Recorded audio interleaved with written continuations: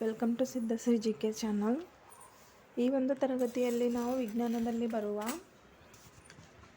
ಅತಿ ಮುಖ್ಯವಾದ ಟಾಪಿಕ್ ಅಂತಂದರೆ ಮೆದುಳಿನ ಭಾಗಗಳು ಮತ್ತು ಅದರ ಕಾರ್ಯಗಳು. ಸೊ ಈ ಒಂದು ಮೆದುಳು ಮತ್ತು ಮೆದುಳಿನ ಮೇಲೆ TET ಮೇಲೆ ಹಲವಾರು ಬಾರಿ ಕೇಳಿದ್ದಾರೆ ಮತ್ತು ಎಲ್ಲ ಕಾಂಪಿಟೇಟಿವ್ ಎಕ್ಸಾಮ್ಸಲ್ಲೂ ಸಹ ಇದರ ಕಾರ್ಯಗಳನ್ನು ಕೇಳಿದ್ದಾರೆ ಅಂತಲೇ ಹೇಳ್ಬೋದು. ಹಾಗಾಗಿ ಇವತ್ತಿನ ದಿನ ಇದರ ಬಗ್ಗೆ ತಿಳಿದುಕೊಳ್ಳೋಣ. ಸೊ ಯಾರೆಲ್ಲ ಈ ಒಂದು ಚಾನಲನ್ನು ಹೊಸದಾಗಿ ನೋಡ್ತಾ ಇದ್ರಿ, ಚಾನಲ್ಗೆ ಸಬ್ಸ್ಕ್ರೈಬ್ ಮಾಡಿ ಮತ್ತು ಸಪೋರ್ಟ್ ಮಾಡಿ. ಮೊದಲನೇದಾಗಿ ಈಗ ಮೆದುಳಿನಲ್ಲಿ 3 ಭಾಗವ: ಮುಮ್ಮೆದುಳು, ಹಿಮ್ಮೆದುಳು ಮತ್ತು ಮಧ್ಯದ ಮೆದುಳು. ಸೊ ಇದರಲ್ಲಿ ಹೆಚ್ಚಾಗಿ ಮುಮ್ಮೆದುಳು ಮತ್ತು ಹಿಮ್ಮೆದುಳದ ಇಂಪಾರ್ಟೆನ್ಸೇ ಜಾಸ್ತಿ ಇರ್ತದೆ. ಸೊ ಹಾಗಾಗಿ ಇವತ್ತು ಅದನ್ನೇ ನೋಡೋಣ. ಮೊದಲನೇದಾಗಿ ಮುಮ್ಮೆದುಳಿನಲ್ಲಿ ಮತ್ತೆ ಎಷ್ಟು ಭಾಗಗಳಿವೆ? 2 ಭಾಗಗಳಿವೆ: ಮಹಾಮಸ್ತಿಷ್ಕ ಮತ್ತು ಹೈಪೋಥಾಲಮಸ್. ಮುಮ್ಮೆದುಳಿನಲ್ಲಿ ಎಷ್ಟು ಇದ್ದಾವೆ? ಮುಮ್ಮೆದುಳಿನಲ್ಲಿ ಮತ್ತೆ 3 ಇವೆ. ಯಾವ್ಯಾವ ಅಂತಂದರೆ ಮಹಾಮಸ್ತಿಷ್ಕ ಮತ್ತು ಹೈಪೋಥಾಲಮಸ್. ಫಸ್ಟ್ ಆಫ್ ಆಲ್ ಮಹಾಮಸ್ತಿಷ್ಕದ ಕಾರ್ಯಗಳನ್ನು ನೋಡೋಣ. ಈ ಮಹಾಮಸ್ತಿಷ್ಕವು ಏನು ಮಾಡ್ತದೆ ಅಂತಂದರೆ ಜ್ಞಾನೇಂದ್ರಿಯಗಳಿಂದ ಬಂದ ಸಂದೇಶಗಳನ್ನು ಸಂಗ್ರಹಣೆ ಮಾಡಿ ಜ್ಞಾಪಕ ಶಕ್ತಿ, ಬುದ್ಧಿಶಕ್ತಿ, ಕಲ್ಪನೆ, ಆಲೋಚನೆ ಮತ್ತು ತೀರ್ಮಾನ ಮತ್ತು ಪ್ರಜ್ಞೆಯ ಕೇಂದ್ರ ಆಗ್ಯದಂತಲೇ ಹೇಳ್ಬೋದು. ಸೊ ಇದ್ರ ಮೇಲೆ ಭಾಳಷ್ಟು ಸರಿ ಕೇಳ್ಯಾರ. ಮಹಾಮಸ್ತಿಷ್ಕದ ಕಾರ್ಯ ಅಂತಂದರೆ ಇದು ನಮಗೆ ಜ್ಞಾನೇಂದ್ರಿಯಗಳಿಂದ ಬಂದಂಥ ಸಂದೇಶಗಳನ್ನು ಏನು ಮಾಡ್ತದ, ಇದು ಬುದ್ಧಿಶಕ್ತಿಗೆ, ಕಲ್ಪನೆ, ಆಲೋಚನೆ, ತೀರ್ಮಾನ ಕೈಗೊಳ್ಳಲು ಮತ್ತು ಪ್ರಜ್ಞೆಯ ಕೇಂದ್ರ ಭಾಗ ಅಂತಲೇ ಹೇಳ್ಬೋದು. ಯಾವುದು? ಮಹಾಮಸ್ತಿಷ್ಕ. ಈ ಮುಮ್ಮೆದುಳಿನಲ್ಲಿ ಮತ್ತೆ ಎರಡನೇದಾಗಿ ಹೈಪೋಥಾಲಮಸ್ ಬರ್ತದೆ. ಮೊದಲನೇದಾಗಿ ಮಹಾಮಸ್ತಿಷ್ಕ, ಎರಡನೇದಾಗಿ ಹೈಪೋಥಾಲಮಸ್. ಈ ಹೈಪೋಥಾಲಮಸ್ ಏನು ಮಾಡ್ತದೆ ಅಂತಂದರೆ ನಮಗೆ ಹಸಿವು ಮತ್ತು ನೀರಿನ ಸಮತೋಲನ, ದೇಹದ ಉಷ್ಣತೆಯ ಸಮತೋಲನವನ್ನು ಒದಗಿಸ್ತದಂತಲೇ ಹೇಳ್ಬೋದು. ಅಂದರೆ ಬಾಡಿಯಲ್ಲಿರುವ ನೀರಿನ ಪ್ರಮಾಣ ಮತ್ತು ಹಸಿವಿನ ಪ್ರಮಾಣ ಸಮತೋಲನವಾಗಿ ಕಾಯ್ದಿಟ್ಟುಕೊಳ್ಳಲು ಮತ್ತು ದೇಹದ ಉಷ್ಣತೆಯು ಸಹ ಹೆಚ್ಚು ಮತ್ತು ಕಡಿಮೆ ಆಗದಂತೆ ಯಾವತ್ತು ತಡೀತದೆ ಅಂತಂದರೆ ಹೈಪೋಥಾಲಮಸ್ ಅಂತಲೇ ಹೇಳ್ಬೋದು. ಸೊ ಈಗ ಮೊದಲನೇದಾಗಿ ಮುಮ್ಮೆದುಳು 2 ಭಾಗಗಳು: ಮಹಾಮಸ್ತಿಷ್ಕ ಮತ್ತು ಹೈಪೋಥಾಲಮಸ್. ಮಧ್ಯ ಮೆದುಳಿನಲ್ಲಿ ಮತ್ತೆ ಯಾವ ಭಾಗ ಇರೋಂಗಿಲ್ಲ. ಅದು ಏನು ಮಾಡ್ತದೆ ಅಂದರೆ ನರ ಸಂದೇಶಗಳ ರವಾನೆಯ ಮಧ್ಯ ನಿಲ್ದಾಣ ಅಂತಲೇ ಹೇಳ್ಬೋದು. ಅಂದರೆ ನರಕ್ಕೆ ನ್ಯೂರಾನ್ಲಿಂದ ಬಂದ ಸಂದೇಶಗಳನ್ನು ಏನು ಮಾಡ್ತದೆ ಅಂದರೆ ಇದು ರವಾನೆ ಮಾಡ್ತದೆ ಅಷ್ಟೇ ಅಂತಲೇ ಹೇಳ್ಬೋದು. ನೆಕ್ಸ್ಟ್ ಬಂದುಬಿಟ್ಟು ಹಿಮ್ಮೆದುಳು. ಈ ಮುಮ್ಮೆದುಳು ಆಯಿತು, ಮಧ್ಯ ಮೆದುಳು ಆಯಿತು.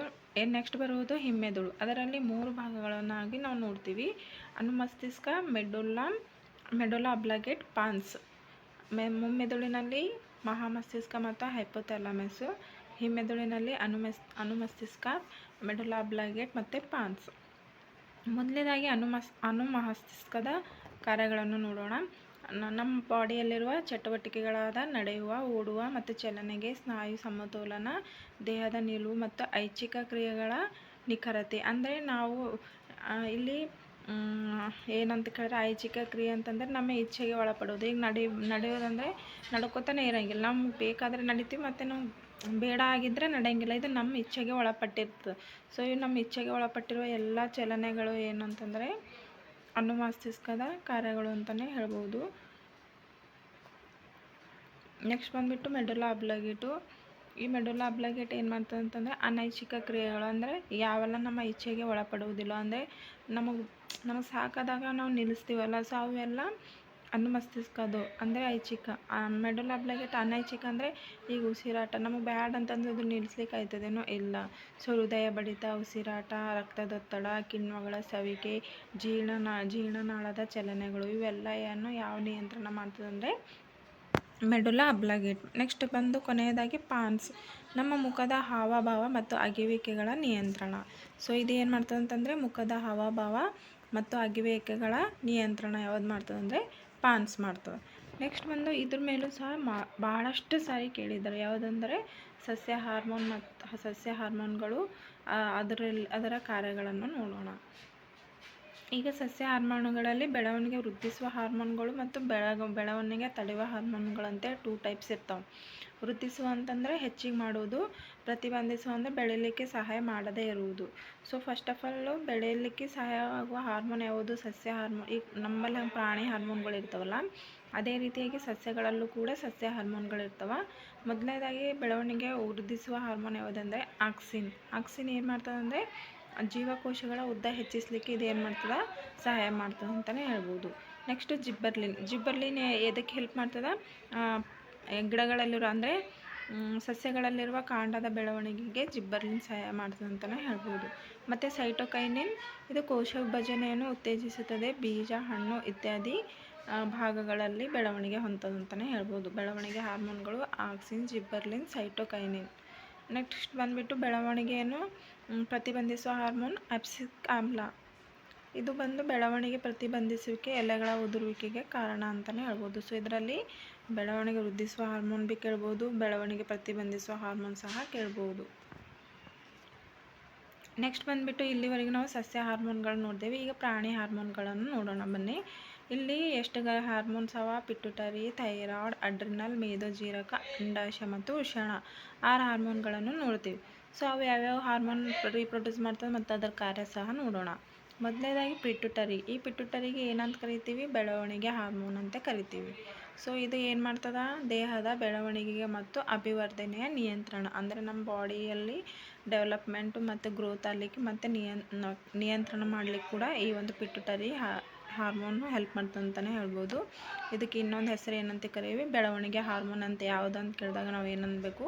ಪಿಟ್ಯುಟರಿ. ಮತ್ತು ಇದು ದೇಹದ ಬೆಳವಣಿಗೆ ಮಾಡ್ತದೆ ಅಂತಲೇ ಹೇಳ್ಬೋದು. ನೆಕ್ಸ್ಟ್ ಬಂದುಬಿಟ್ಟು ಥೈರಾಯ್ಡ್.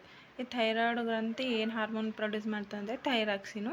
ಇದು ನಮ್ಮ ದೇಹದಲ್ಲಿರುವ ಚಯಾಪಚಯ ಕ್ರಿಯೆಗಳ ನಿಯಂತ್ರಣದಿಂದ ದೇಹದ ಬೆಳವಣಿಗೆಗೆ ಅಗತ್ಯ ಸಮತೋಲನ ಒದಗಿಸ್ತದೆ. ಯಾವುದು?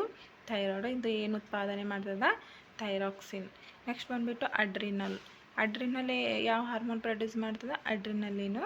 ಇದ್ರ ಕಾರ್ಯ ಏನಂದರೆ ಭಯ, ಕೋಪ, ಭಾವೋದ್ವೇಗದ ತುರ್ತು ಪರಿಸ್ಥಿತಿಯನ್ನು ಎದುರಿಸುವ ದೇಹವನ್ನು ಸಿದ್ಧಪಡಿಸೋದು. ಇದು ನಮ್ಮ ಬಾಡಿಯಲ್ಲಿರುವ ಭಯ, ಕೋಪ ಇವುಗಳೆಲ್ಲವೂ ಏನು ಮಾಡ್ತದೆ ಅಂತಂದರೆ ಕಂಟ್ರೋಲಿಂಗ್ ಕೆಪಾಸಿಟಿ ಈ ಅಡ್ರಿನಲ್ ಗ್ರಂಥಿಗೆ ಇರ್ತದೆ. ನೆಕ್ಸ್ಟ್ ಬಂದುಬಿಟ್ಟು ಮೇದೋಜೀರಕ ಗ್ರಂಥಿ. ಸೊ ಇದು ಏನು ಪ್ರೊಡ್ಯೂಸ್ ಮಾಡ್ತದೆ? ಇನ್ಸುಲಿನ್. ಸೊ ಇದ್ರ ಕಾರ್ಯ ಅಂದರೆ ರಕ್ತದಲ್ಲಿ ಗ್ಲೂಕೋಸ್ ಪ್ರಮಾಣದ ನಿಯಂತ್ರಣ. ನೆಕ್ಸ್ಟ್ ಬಂದುಬಿಟ್ಟು ಅಂಡಾಶಯ. ಸೊ ಅಂಡಾಶಯ ಇದು ಯಾವ ಹಾರ್ಮೋನ್ ಪ್ರೊಡ್ಯೂಸ್ ಮಾಡ್ತದೆ? ಈ ಸ್ತ್ರೀ ಹಾರ್ಮೋನ್ ಅಂತ ಕರಿತೀವಿ. ಇದು ನಮ್ಮಲ್ಲಿ ಈಸ್ಟ್ರೋಜನ್ಸ್ ಹಾರ್ಮೋನ್ಸ್ ಪ್ರೊಡ್ಯೂಸ್ ಮಾಡ್ತದೆ. ಇದು ಹೆಣ್ಣು ಸಂತಾನ ಅಂಗಗಳು, ಹೆಂಗಸಿನ ಲಕ್ಷಣಗಳ ಬೆಳವಣಿಗೆ ಮತ್ತು ಋತುಚಕ್ರಕ್ಕೆ ಸಹಾಯ ಆಗ್ತದೆ ಅಂತಲೇ ಹೇಳ್ಬೋದು. ಕೊನೆಯದಾಗಿ ವೃಷಣಗಳು. ಇದ್ರ ಯಾವ ಹಾರ್ಮೋನ್ ಪ್ರೊಡ್ಯೂಸ್ ಮಾಡ್ತದೆ ಅಂದರೆ ಟೆಸ್ಟೋಸ್ಟಿರಾನ್. ಅಂಡ್ರೋಜನ್ಗಳು ಮತ್ತು ಇವುಗಳಿಗೆ ಏನಂತ ಕರಿತೀವಿ ಅಂದರೆ ಪುರುಷ ಹಾರ್ಮೋನುಗಳು. ಈಸ್ಟ್ರೋಜನ್ ಅಂದರೆ ಸ್ತ್ರೀ ಹಾರ್ಮೋನ್, ಟೆಸ್ಟೋಸ್ಟಿರಾನ್ ಅಥವಾ ಆಂಡ್ರೋಜನ್ ಅಂದರೆ ಪುರುಷ ಹಾರ್ಮೋನ್ಗಳು. ಇದು ಗಂಡಸಿನ ಲಕ್ಷಣಗಳ ಬೆಳವಣಿಗೆಗೆ ಸಹಾಯಕ ಆಗ್ತದೆ ಅಂತಲೇ ಹೇಳ್ಬೋದು. ಈ ಹಾರ್ಮೋನ್ಗಳು ಮತ್ತು ಇನ್ನೊಂದೇನು ಹೇಳಿದೆ ಅಂದರೆ ಮೆದುಳಿನ ಕಾರ್ಯಗಳ ಬಗ್ಗೆ ಹೇಳಿನಲ್ಲ. ಸೊ ಈ ಒಂದು ಕ್ಲಾಸ್ ಇಷ್ಟ ಆದರೆ ಪ್ಲೀಸ್ ಸಬ್ಸ್ಕ್ರೈಬ್ ಮಾಡಿ ಮತ್ತು ಸಪೋರ್ಟ್ ಮಾಡಿ. Thank you.